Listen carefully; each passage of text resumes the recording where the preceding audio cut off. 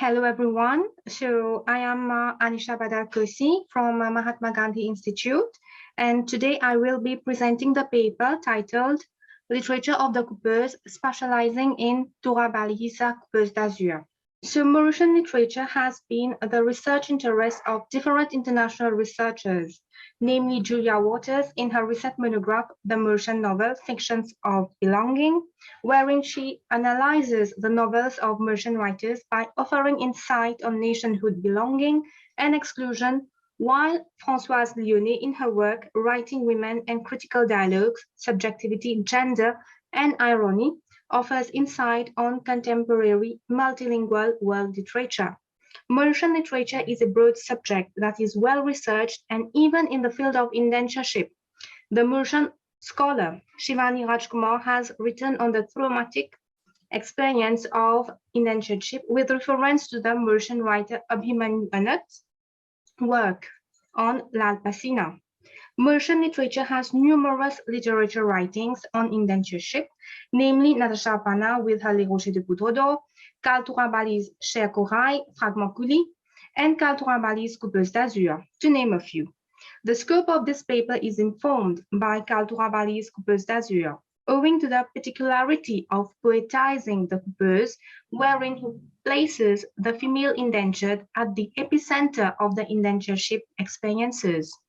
This paper aims to contribute to the existing research on the Mauritian literature of indenturedship, adding the contribution of the female indentured laborers to the previous research on indentured laborers. In other words, this paper attempts to provide considerable emphasis on the female indentured laborers as depicted by the eponymous title Coupeuses D'Azur, that is, my translation, Female Cane Cutter of the Blue Sky. Coupeuses D'Azur is among Khal Torabully's many writings which underpin his contemplation of the indentured laborers' thoughts. However, despite that Coupeuses D'Azur is fraught with memories commonly known by Mauritius indentured history, the focus of Coupeuses D'Azur bears the agenda of prioritizing the space of one female indentured laborer as representative of the collective female indentured during indentureship. Space in Torabully's Coupeuses D'Azur requires a certain commitment with the thoughts of a fictional female indentured to reach the level of representational space of the latter. Within this space, which is the coupeuse predicament in indentureship, only an autobiography presentation of an I persona would make the poetry of Coupeuses D'Azur nostalgic on things and events specific to the latter. Mauritius, known as Mirich Desh by the coupeuse, requires a look back in the history of the coupeuse as Rose perdue des poèmes, that is, the lost rose of poems, carrying the burden of the deception of the place Poudre d'Or, without the rain of gold in her verses. The coupeuse experiences Mauritius as a fantasy, promising of gold, which nevertheless materializes in a series of her bodily metaphors of fingers and eyes in depiction of her space, in memory of the sea and Mauritius. Mauritius as a space of the field bears semblance with the coolie ship the coupeuse came by the sea. The coupeuse in Khal Torabully's poetry reaches out for meaning of the sugarcane field, but the field is just a remnant of a poetry that is rhythmically sung with the female body metaphors of the coupeuse. Now, let us have a look at the methodology of this paper. So this paper explores Khal Torabully's Coupeuses D'Azur from the theoretical lenses of space as theorized by Van den Heever to support the spatializing practices of the coupeuse. The spatializing practices are defined as representation and signification, which is an essential constituent of the construction of space. Using the approach of phenomenology as a qualitative one in this paper allows the conceptualization of the fleur experience of the coupeuse as she creatively engages with the space in the verses. Heever's spatializing practices using the approach of phenomenology generate interpretation on the space of the Coupeuse thoughts, which is historically from the indentured period. The phenomenology approach used for this paper provides the historical context of the Coupeuse engagement with space. So now let us have a look at the research questions. When Torabully associates the Coupeuse, meaning the female cane cutter, with azure, that is the blue sky, in the title of his poetry, what exactly is he referring to? What does the Coupeuse of the blue sky has to do with the space of the sky, field, and sea? What is the underlying message behind the space of the blue sky, sea, and field with the thoughts of the Coupeuse? What is the space for the Coupeuse thoughts, or what spatializing practices does she attribute to her thoughts?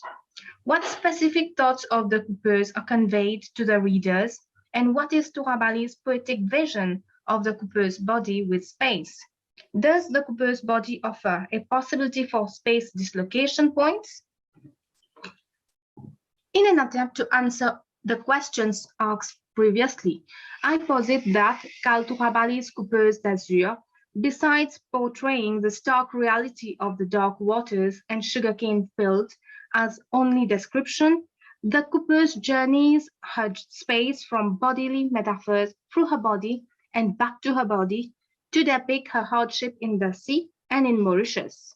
In other words, Coupeuses D'Azur from its space perspective define the Coupeuse and the process through which she undergoes to become all that she has become, that is, a female indentured.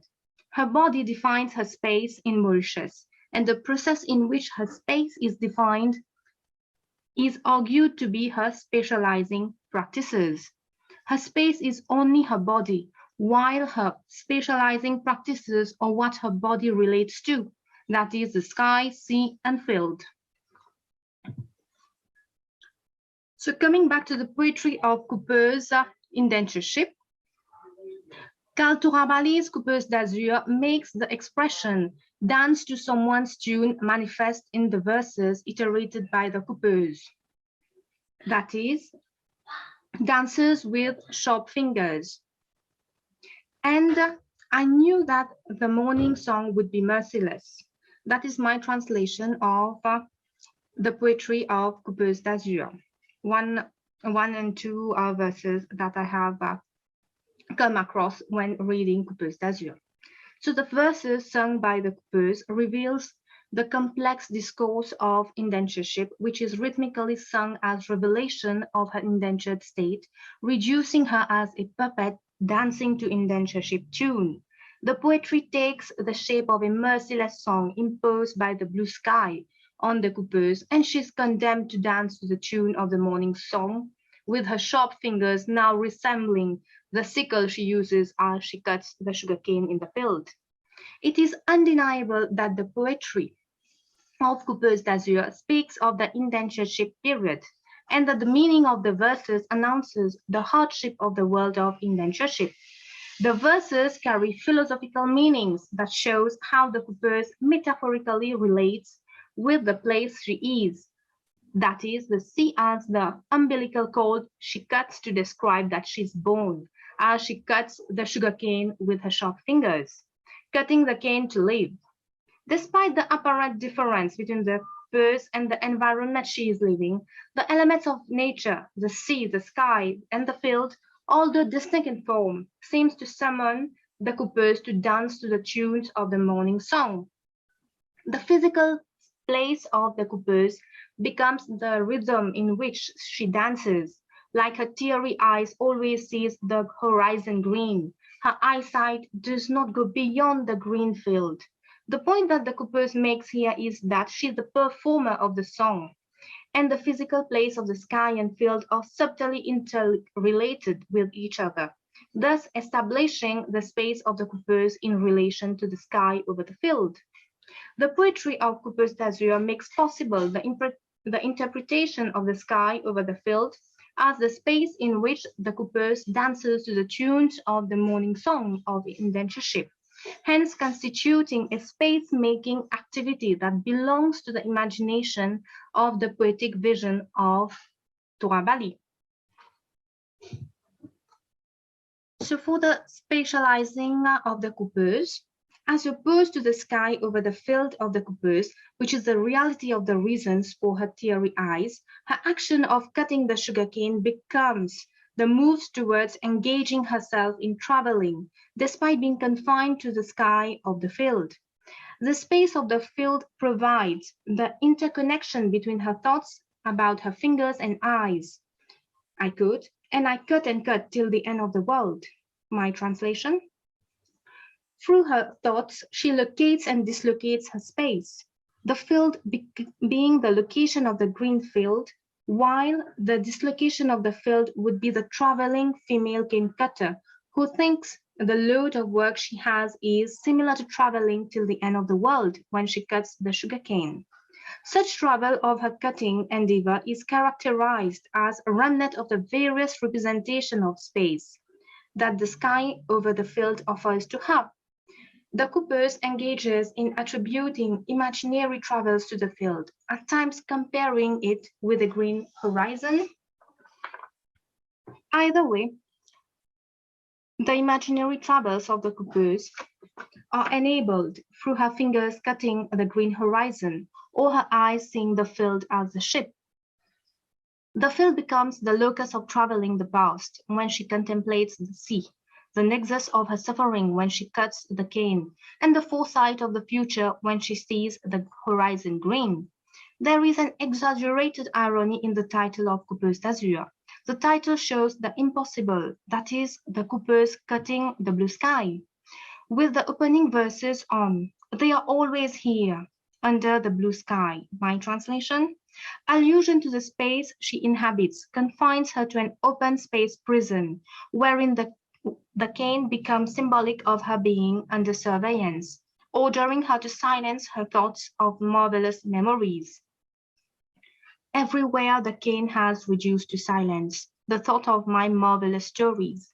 My translation? The space of the field with the sugarcane restricts her thoughts of rebellion, except when reference to the rebel female indenture, Angelique Coupen, is made. But even then, the field space restricts her, with the verse of the morning song of indenture being played again. About the body of the coupeuse. So the body of the coupeuse is continuously associated with the field environment she is in, unleashing the space of indenturedship as the body space measure of her thoughts when she's cutting the sugarcane. Her body space becomes synonymous of locating her space of indenturedship that the sky over the field offers to her, and the contemplation of the sea in the field dislocates her by allowing her thoughts to imagine the space her body can be. The body space of the coupeuse undergoes dissection as the morning song of indenture is sung daily to her, attributing fingers to cane cutting, eyes to green horizons and blue sky. Torabully uses the body space of the coupeuse in pieces to explain how common metaphors of indentureship, that is the sky over field and sea, are infused in her actions and thoughts of cutting the sugarcane. The fingers and eyes of the coupeuse is the measure of the suffering and hardship of being a female indenture. Dancing to the tunes of indenture is but the ordeal of her body that impede any hope and aspiration of stopping the tune from playing. Her eyes see the field, but all she can do is see the field as a coolie ship, for the sameness of indentured plight in both field and sea is inflicted upon her. By putting the coupeuse as the I persona of his text, Torabully has voiced the silence of the female indentured in poetic forms of bodily metaphors of fingers and eyes, dancing in suffering under the blue sky of the green field. To conclude, Khal Torabully's poetic vision of the coupeuse can be summarized in Heever's term, spatializing practices. It is as interpretative as the body metaphors of the coupeuse that informs the signification that the sea and sky over the sugarcane field have on her. It is Mauritian literature of indenturedship with reference to the historical indenturedship in Mauritius, which underpins the narration of the verses in the poetry. It is a poetic narration of the space in which the coupeuse inhabits and how she makes sense of that space through her bodily metaphors of fingers and eyes. For Torabully, like any other Mauritian writers writing on indenturedship, the space in which the indentured inhabits is a hostile one, with her bodily metaphors going along the tune of hostility as she cuts the sugarcane with her sharp fingers. The apparent particularity of Torabully's poetry is that the story of the coupeuse is sung in remembrance of a rose lost in poems, very much her state when she makes sense of metaphors of the sky, field, and sea space through her body metaphors. Her fingers and eyes seem to lose in the process of cutting the sugarcane as she remembers the parkour of the sea and the ordeal of the sky in the field.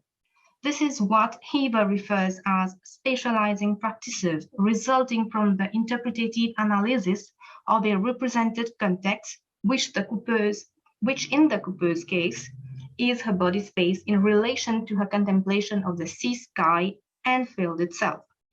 Therefore, the spatializing practices of the coupeuse are one of relation that result in, I quote, all of this field is like a coolie ship, my translation. Thank you for your attention, and now I welcome questions.